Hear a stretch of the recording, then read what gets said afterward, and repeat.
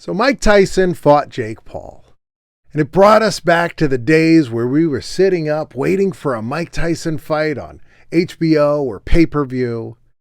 And we wanted to see him come back one more time and win, but he didn't.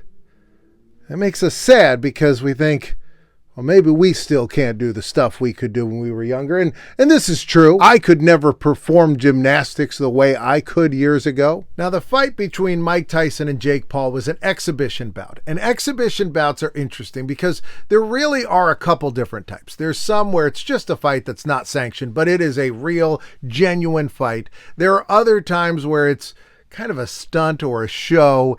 And this one wasn't exactly that. This one was kind of somewhere between the middle. But usually when you hear that there's a celebrity or someone coming out of retirement and they're fighting in an exhibition bout, there's a little bit of showbiz in that. A lot of people compared Mike Tyson's comeback to George Foreman's comeback, where at the age of 42, he fought against Evander Holyfield. But here's the difference. George Foreman was only 42, which is a far cry from 58. But also, George Foreman had retired at the age of 28. And then 1 decade later, almost to the day, he came back and fought another match. And then he fought regularly for 4 years, fighting better and better opponents till he built himself up for that big televised, publicized match against Evander Holyfield.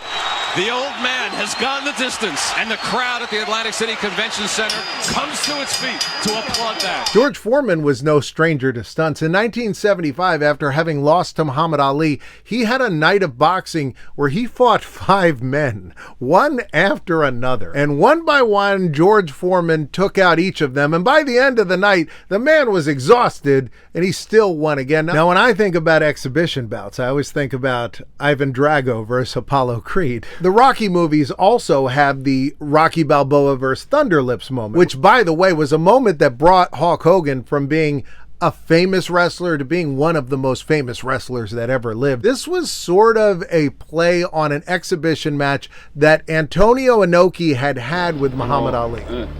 I don't want your fingers in my face. I don't want your fingers in my face. Inoki was a very famous Japanese wrestler, one of the greatest of all time. And they had a fight set up between him and Muhammad Ali. Now, this wasn't a staged match, and they had to make a whole bunch of rules to try to keep the match as fair as possible. The end result of these rules made the fight no fun to watch and no fun for either man. Inoki was left with very little he could do with his hands, so he instead lay on his back and kicked Ali in the shins. Ali didn't like getting kicked in the shins. He got some bruises, got some terrible damage to his lower legs from it. Inoki looked foolish. The crowd was bored. Now I think that the trainer is going to have to start looking at the blood on Muhammad Ali's leg. I don't like the looks of Muhammad Ali's left leg, Frank. It is badly bruised. But Ali loved to do exhibition bouts. I'm going to show you this. This is a fight he did in 1993. Now, Ali was already not well at this point in time. Ali was having some fun as well. There's a whole part where he runs after the referee. I mean, this was all done as a stunt. He was in Tehran, Iran. This was to perform in front of this crowd. Ali had fought against Lyle Alzado at one point in time. The show is good. Nobody says it's a serious fight. It's an exhibition, but those are serious punches being thrown.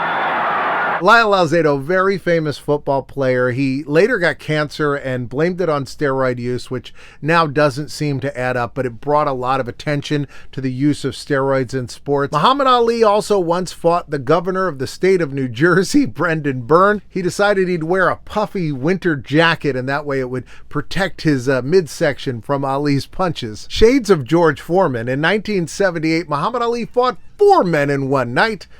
The men were Marvin Gaye, Richard Pryor, Sammy Davis Jr., and Burt Young, Paulie from the Rocky movies. Muhammad Ali was quite a showman. He did photo shoots with lots of people. There is a great photo shoot with him beating up the Beatles.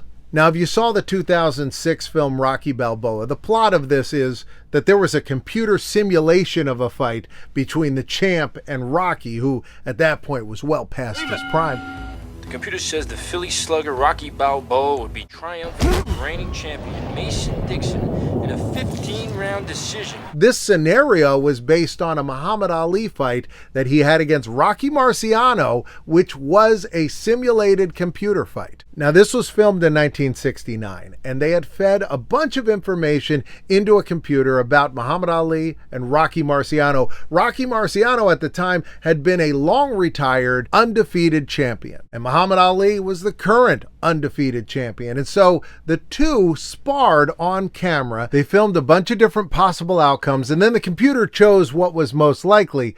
However, the version that was shown in the United States and Canada showed Rocky Marciano winning, and the version shown in Europe showed Ali winning. 8, 9, 10, play, knocked out by Marciano. I find a lot of these matches almost more interesting than regular boxing matches. On the night of a Tyson fight in 2003, Tonya Harding, the figure skater, had a boxing match. We saw a lot of celebrity boxing around that time. The sports spectacle is back with outrageous celebrity matchups. The return of Celebrity Boxing 2. Perhaps the most interesting one was a charity match between Evander Holyfield and former Republican presidential nominee Mitt Romney. Romney's putting that pressure on him now.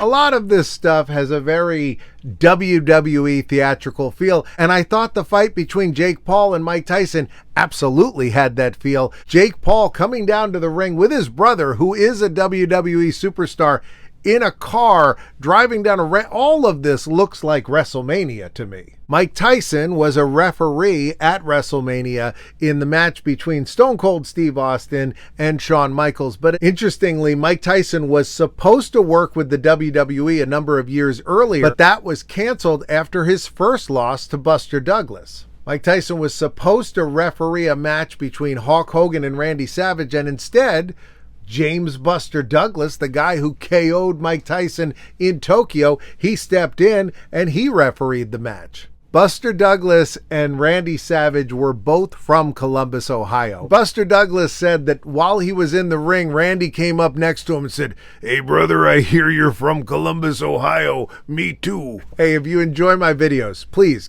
go to Patreon, consider becoming a subscriber for $3 a month. I'll send you a postcard in the mail every month. You can be like my big brother Rob, Michael and Jessica, Chris, and Matthew Chapin, and join today. I loved at the end of the Tyson-Paul match that Mike Tyson challenged Logan Paul. Is this possibly the last time for you? I don't think so. Who comes to mind? Maybe his brother.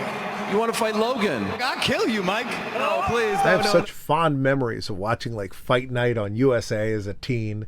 I just loved boxing. I was so into that Tyson-Douglas match. I remember we watched it. It was me, my dad, and my brother was really excited about seeing Mike Tyson. I was only half interested in the match, and then it went on to be the most amazing match I had ever seen in my life.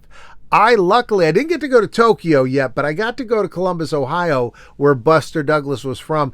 And I walked in his footsteps, went to a lot of the places where his career started.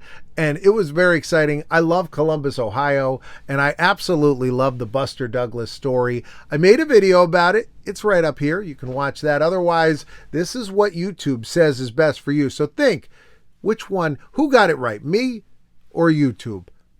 I got a second channel. I hope you check it out. We're almost at 500 subscribers, and I'll see you next time.